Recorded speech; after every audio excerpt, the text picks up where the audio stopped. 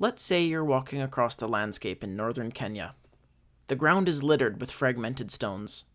How can you tell if the one you now hold in your hand was shaped by the hands of a distant ancestor more than 2 million years ago? In archaeology, stone tools, also known as lithics, are most broadly known as any tool created partially or completely out of stone. Although tools made out of organic materials such as wood, hide, or bone most certainly existed, these materials are susceptible to processes that break them down. Because of this, few examples of tools made from these materials are apparent in the archaeological record. Some types of tools, such as projectile points used for spear or arrow tips, can be easy to identify just based on their shape. However, stone tools can take many shapes, often forming cohesive groups known as industries that share similar characteristics.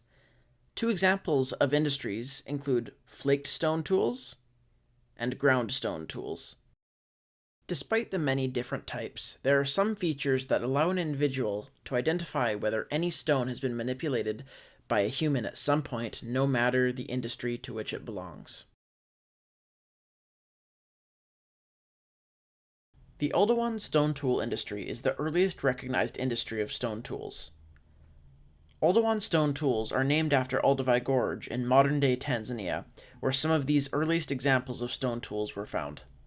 These early stone tools were created either by handheld flaking one stone with another, or by placing a stone on a surface and striking from the other side, known as bipolar reduction. It can be difficult or even impossible to identify the exact method by which an individual tool was created. These stone implements were used as tools for cutting, butchering of animal flesh, and other such domestic applications. These early stone tool designs were not preconceived. Rather, whatever useful flakes that resulted from the creation process would be used as seen fit by the individual creating them.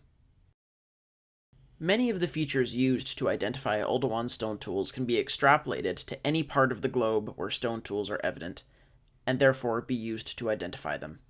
So, what are some ways that you can tell if that rock is just a rock or a 300,000-year-old stone tool? Most stone types used for stone tool creation fracture conchoidally when struck.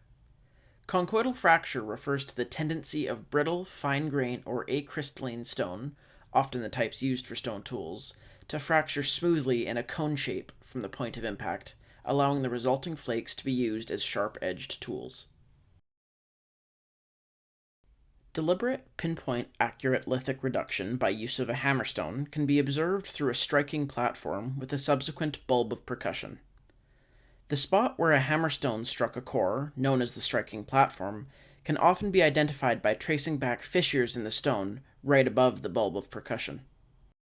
The bulb of percussion is a result of the impact shockwave moving through the rock. This causes a swelling of the rock's surface right below the spot of impact. As a tool is used, the sharp edges may become dull and require resharpening. Lithic tools will continually get smaller and smaller as a result of this resharpening. This is evidenced by additional flake removal on the sharp edges of the stone, something that is very characteristic of stone tools. Compression rings are a result of conchoidal fracture. They are created as the impact wave ripples through the stone that has been struck. Compression rings appear when a stone has been struck at a fine point and is something that is not usually seen with rocks broken by natural processes, making it a clear diagnostic factor for stone tools. Fissures, also known as stress fracturing, are also created by the impact wave resulting from conchoidal fracture. Similarly, they will also often point back towards the original point of impact of the hammerstone, therefore again making them quite diagnostic for stone tools.